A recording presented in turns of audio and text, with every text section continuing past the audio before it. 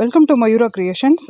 Friends, அழகான ரொம்ப யூஸ்ஃபுல்லான கரும்பு முருங்கை வந்திருக்கு.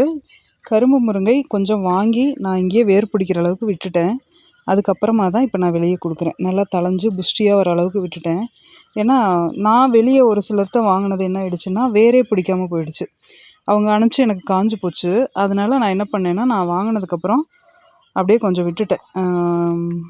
பேக்லேயே இருக்கட்டும், நம்ம வாங்கிட்டு வந்த அந்த ஒரு ட்ரேயில் வாங்கிட்டு வந்தோம், அந்த ட்ரேலேயே இருக்கட்டும் அப்படின்னு விட்டுட்டேன்.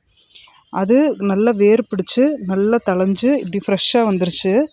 ஆனால் இது நம்ம கொரியரில் அனுப்பும்போது லேசாக பழுத்து போகும். இலையெல்லாம் பாருங்கள், இந்த மாதிரி பழுத்து போகும். முருங்கை வந்து ரொம்ப சென்சிட்டிவ் இல்லையா? இந்த கரும்பு முருங்கை என்ன ஸ்பெஷல்னால், கீரை ரொம்ப டேஸ்ட்டாக இருக்கும். கீரை நல்லாயிருக்கும். அதே சமயத்தில் காயும் நம்ம தொட்டியில் வச்சோம்னா கூட காய் பிடிக்கும். இது ஒரு 3 மாதம் 4 மாதத்தில் நமக்கு காயே எடுக்கிறதுக்கு ஆரம்பிச்சிரும். அவ்வளோ ஒரு அருமையான வெரைட்டி இந்த கரும்பு முருங்கை. நிறைய பேருக்கு தெரிஞ்சிருக்கும். இப்போ நிறையா இந்த நாட்டு முருங்கையை பற்றி நிறைய பேர் சொல்கிறாங்க, நர்சரிக்காரங்க வச்சுருக்காங்க. அதனால் நிறைய பேருக்கு தெரிஞ்சிருக்கும். நீங்கள் வாங்காமல் இருந்தீங்கன்னா இந்த கரும்பு முருங்கை நீங்கள் வாங்கிக்கோங்க. அருமையான வெரைட்டி இது. நல்ல அதாவது நமக்கு தொட்டியில் தான் வைக்கணும், வேறு வழி இல்லை அப்படின்னு சூழ்நிலையில் இருக்கவங்களுக்கு நல்ல ஒரு கீரைக்கும் ஆயிக்கும், அதே சமயத்தில் நமக்கு காய்க்கும் ஆயிக்கும். இது வந்து நமக்கு முருங்கைக்கீரை வந்து அதில் இருக்க சத்துக்கள் வந்து நம்ம சொல்லவே வேண்டியதில்லை, அந்த அளவுக்கு சத்து இருக்குது. இப்போ பார்த்திங்கன்னா நிறைய பேர் முருங்கை பொடி, முருங்கைப்பூ பொடி, அப்புறம் முருங்கை விதை பொடி, இப்படி நிறைய பிஸ்னஸ் முருங்கையில் பண்ணுறாங்க. ஏன்னா அந்தளவுக்கு சத்து இருக்கிறதுனால பண்ணுறாங்க. முருங்கை காம்பை நீங்கள் எடுத்து பிச்சு போட்டு சூப்பு வச்சு குடிச்சிங்கன்னா கூட அதுவும் வந்து அவ்வளோ இரும்பு சத்து உள்ளது.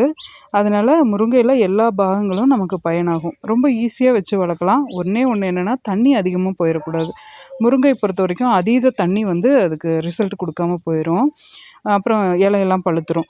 அதனால் தண்ணி ரொம்ப லிமிட்டாக ஊற்றுனீங்கன்னா போதும். மொட்டை மாடியில் நீங்கள் வைக்கிறீங்கன்னா கூட தாராளமாக இந்த முருங்கையை வைக்கலாம். ஏன்னா சில செடியெல்லாம் நான் சொல்லுவேன், ஓப்பன் டெரஸில் மொட்டை மாடியில் வச்சிடாதீங்கன்னு. ஆனால் இந்த வெரைட்டி முருங்கை பொறுத்த வரைக்கும் நீங்கள் தாராளமாக வச்சு வளர்க்கலாம். சூப்பராக வரும், சூப்பராக ரிசல்ட் கொடுக்கும். நமக்கு கண்ட செடிகளை வைக்கிறத விட இந்த மாதிரி பயனுள்ள செடிகளை வச்சோம் அப்படின்னா நமக்கு ரொம்பவே குடும்பத்துக்கு ஹெல்த்தியாக இருக்கும். கீரை நம்ம வந்து வாரத்தில் அட்லீஸ்ட் 2 தடவையாவது யூஸ் பண்ணிக்கலாம். நெய் காய்ச்சறதுக்கு அந்த மாதிரி நிறைய விஷயத்துக்கு நம்ம கீரை யூஸ் பண்ணிக்கலாம். கீரையாக நம்ம சாப்பிட முடியலனா கூட சூப்பாக போட்டு எடுத்துக்கலாம். அதனால் அவ்வளோ ஹெல்த்தியானது. சளி பிரச்சனைக்கெல்லாம் ரொம்ப நல்லா கேட்கும். நீங்கள் வந்து இல்லை நம்ம சும்மா எனக்கு சூப் போடுறதுக்குலாம் டைம் இல்லைங்க அப்படின்னா கூட சும்மா அந்த இலையை பறித்து வேக வச்சு சாம்பாரில் கூட அந்த தண்ணியை ஊற்றி விட்டுறலாம். அவ்வளோ சத்தானது. நீங்கள் தேவைப்படுறவங்க வாட்ஸ்அப்பில் ஆர்டர் பண்ணுங்கள். கரும்பு முருங்கை தொட்டிகளில் வைக்கக்கூடிய அருமையான வெரைட்டி. இது போல் பயனுள்ள தகவல்களுக்கு நம்ம சேனலை சப்ஸ்கிரைப் பண்ணுங்கள், லைக் பண்ணுங்கள், ஷேர் பண்ணுங்கள். தேங்க்யூ.